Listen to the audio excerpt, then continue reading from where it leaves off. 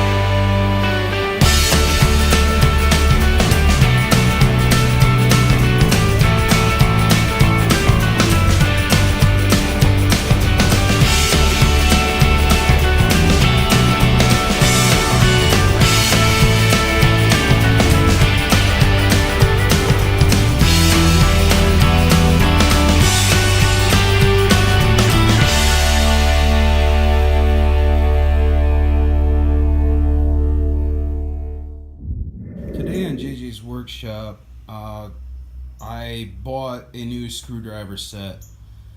A lot of mine were old, handed down from my grandfather and falling apart. This tool shop set was just under $12, so it was pretty ideal. It's a 20-piece set, and I wanted to find a way to keep everything all together. So I'm going to make a stand or brace, as you will, to mount these on the wall. I'm going to get out the wood burner and I'm going to burn the sizes into the top part, which I'll show you how this all goes together as I go. And then I haven't really thought it through, but I'm probably going to take the propane torch, kind of give it some light burning on the wood, and then finish it to kind of give it a classy old rustic look. So I'm going to get this project started, and I hope you guys will see the simplicity in this and maybe build one at home to kind of help keep screwdrivers organized, because I notice that they get lost very easily. Two of these boards down, 30 inches. These boards are at Menards. They're about $2. So this is the material I'm using. It's about 5/8 thick and 3 inches wide. Well, these cheaper boards, most of them are not cut straight. As you can see, they're kind of beveled a little bit. Now if you want to be fancy with it, you can always take your router and hit one of these edges on the bottom part of the L where it's going to be exposed.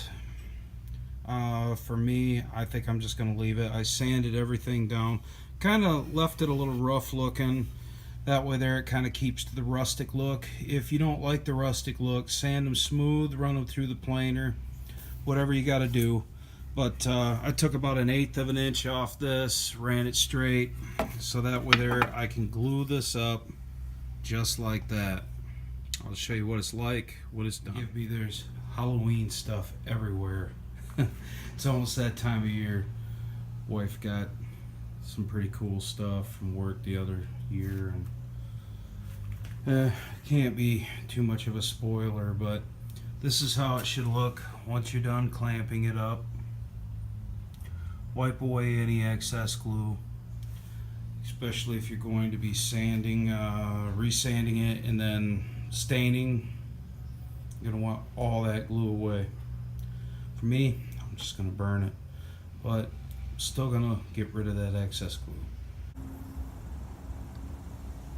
So this is close to the end product. I'm not exactly very crafty with a wood burner. Last time I played with one of these, I was a kid, but it's not too sloppy. You can tell where each one goes, and then there was one I forgot, a flat head, so it's going to be down closer to the well, at the end over by the Phillips, which is no big deal. So you'll be able to see those pieces sticking out. And what I did was I sanded down through here and just kind of give gentle buffing underneath. So now I need to figure out what I'm going to do for my color or finish and go from there. I'm thinking I'm just going to give it a slight burn with the torch, just in spots, just kind of give it a little bit of a rustic, rough, dark brown, light brown, golden brown look.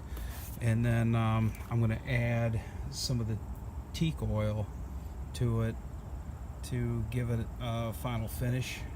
And I don't know, or I could use some urethane. I don't know yet. I gotta see what I got, but that's what it looks like so far. With it being wood burned in, your numbers won't wear off, so you know exactly where each one goes. So this is kind of what it looks like after the burn. I had a friend pop over, so I went a little bit overboard because I seen his motorcycle coming down the road.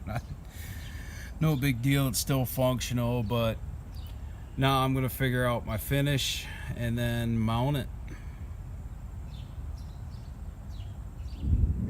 Okay, so here we have the end product. I ended up using some of the teak oil because I did not have the poly finish that I wanted to use. But as you can see, everything has its own place. It's all organized. Turned out really good. Spacing was about 1.1 inches from the back, and then spacing across it was about 1.25 to 1.5 inches. I believe I went 1.5 inches on this one. 1.25 inches if you wanted to fit all 20, but there was one that I really wasn't going to use, so the 1.5 inches created a little bit more spacing between the handles. So this is a really cool DIY project for the shop. Keep your tools organized so they don't get lost. Gets them up on the wall, easy to grab, no heavy toolboxes. So there you have it. I wanted to thank you for watching this episode of JJ's Workshop. I hope you enjoyed it. It's a quick, simple project to organize, and it was cheap to build. So give it a try, and I promise you, you'll like the results. And we'll see about getting more of these episodes on JJ's Workshop. Till then.